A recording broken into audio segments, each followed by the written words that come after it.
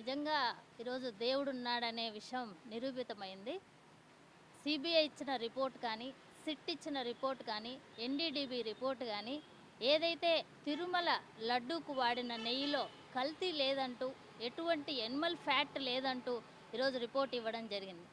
40 సంవత్సరాలు అనుభవం ఉంది అని చెప్తున్నారు. ఈరోజు 4 సార్లు ముఖ్యమంత్రిగా ఈ రాష్ట్రానికి నేను పనిచేస్తున్నానని చెప్తున్న చంద్రబాబు నాయుడు గారు నిజంగా ఈరోజు హిందువుల మనోభావాలు దెబ్బతినే విధంగా, అంటే ప్రపంచవ్యాప్తంగా ఉన్న కోట్లాది హిందువుల మనోభావాలు దెబ్బతీసే విధంగా, ధార్మిక విశ్వాసాన్ని దెబ్బతీసే విధంగా, ఏదైతే జగన్మోహన్ రెడ్డి గారిని ఈరోజు బదనాం చేయాలనే ఒక ఉద్దేశంతో తిరుమల లడ్డూని ఈరోజు రాజకీయంగా వాడుకునేదానికి నిస్సిగ్గుగా వ్యవహరించడం, లడ్డూలో వాడే నెయ్యిలో ఈరోజు యానిమల్ ఫ్యాట్ కలిసిందంటూ చంద్రబాబు నాయుడు ఒక విష ప్రచారానికి తెరలేపారు. ఒక దుష్ప్రచారాన్ని ఈరోజు రాష్ట్రం మొత్తం ప్రచారం చేసి చూపించిన వ్యక్తులు ఈరోజు రాజకీయంగా ఒక సాక్షాత్తు ఎవరైతే